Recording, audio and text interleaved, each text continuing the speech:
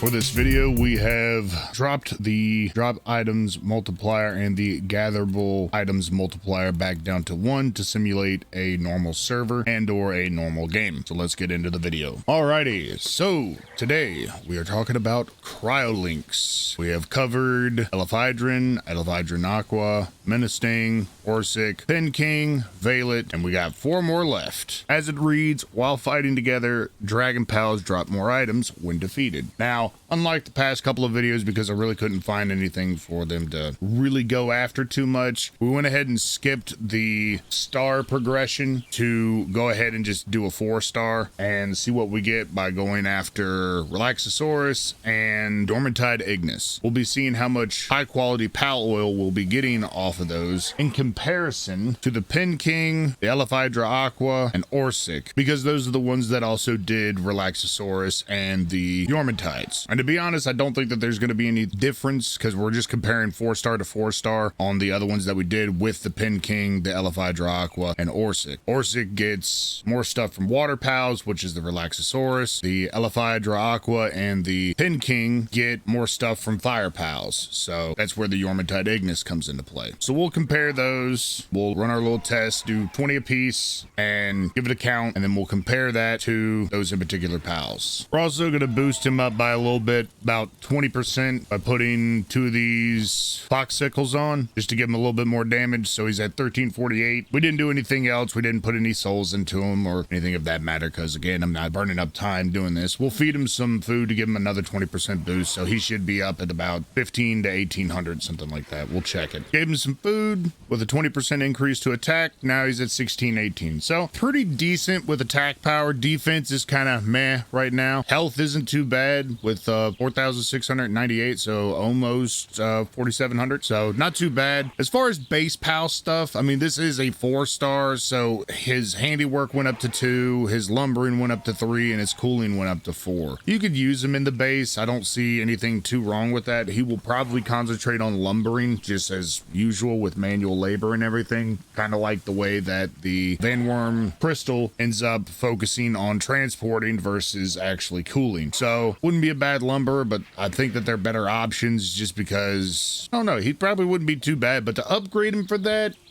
he does not have transporting, so he will focus on lumbering. Most of the other ones that are like a 3 lumbering, like for instance, Warsect, he's a 3 lumbering, but he also has transporting 3, and he ends up getting a little distracted off of that. The Wampo, he has transporting 4, so they'll do either or. I usually see him actually concentrate on wood cutting more or less, but there's ways to prevent this. One, if you're built in an area where there's no random trees and you don't have a wood cutting station, then they'll focus on transporting. But if you do have an area where there's a lot of trees and you don't want them to focus on that stuff, then you can put little potted plants or really any of the random furniture objects, something small and dainty, even a traffic cone would work. You could put this over top of where the tree grows after it's cut down and it won't grow back. I've done that with this little stool over here. Small, efficient, keeps that tree from growing back. So stuff that's over here, that which is nothing right now, that would be wood cutting. But if I had verdashes over here, it eliminates them from doing that. All right, let's head over to the Relaxosaurus territory and kill 20 of them and see what we get.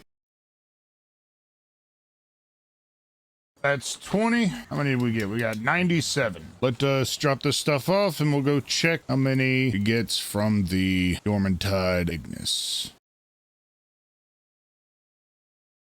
We got 101. So that fares with the other gatherable pals when it comes to these 2 in particular. Pen King, you get a little bit earlier. Dormantides are a bit harder. Orsic, you could get earlier. Not earlier than Pen King. All right, so all in all, is Cryolinx worth it? For his partner skill, I would say no, just because like we've said with a couple of these different ones in general, they're just better alternatives. Overall combat ability, not bad as an ice pal, but then even to get these guys, you you have to be up in the snow, which is level 45 area anyway. And by that time, you're probably investing a lot more effort into getting fire pals to go against Frostalia. That's usually everybody's first go-to as far as first alpha level 50 boss that they go after. But yeah, he would be going against dragon pals, and he'd fare up against a lot of them if you really wanted to use him for combat and niche stuff. As far as base ability goes, his wood cutting lines up with the same with Elkthan deer, or however you want to say it, the deer at a level 2 wood cutting again, and that one's going to focus on wood cutting. Handiwork is only at a level 1 when it starts out. That's not worth it because even early game you can get a Lovander and have a decent handiwork person, and it doesn't take too long to get into the lineup to where you can get an Anubis, which is good. And even Verdash, if I'm not mistaken, I think he's a 3 handiwork. Yeah, he's a 3 handiwork as well. So you could have like a Verdash because you could get him pretty early. But yeah, as far as an Ice Pal combat abilities, not bad. You can't ride him, so there is that fact. For his partner skill, I wouldn't say that it's worth upgrading. And for base stuff, you could use him if you really want to as a refrigerator. Even with that, most people early game are going to be using like Foxicle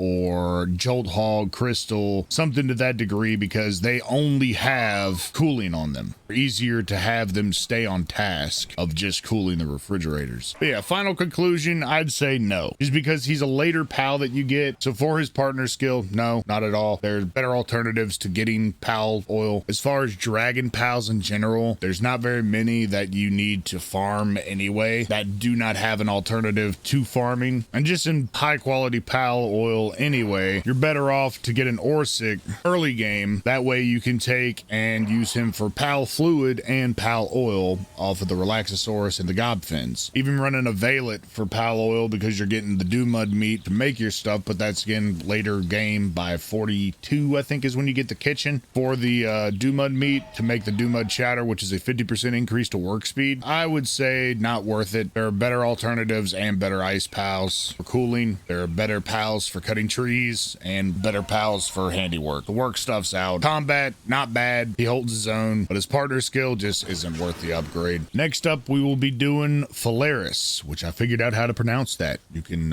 thank my buddies for that. And then we'll be doing Blazehowl Knock and Blazehowl. I'll try to put out as much as I can, as quick as I can, because we got some fun stuff dealing with Sparkets and weapon wielding pals on the next list of stuff that I'm going to go through. So that's Grizzbolt, Relaxosaurus Lux, Masanda Lux, Lift Monk, Fox Parks, and so on and so forth. If you enjoy my content, please drop a sub, and if you enjoyed this video, please drop a like on it. Other than that, keep your willy washed, and we'll see you guys on the next one.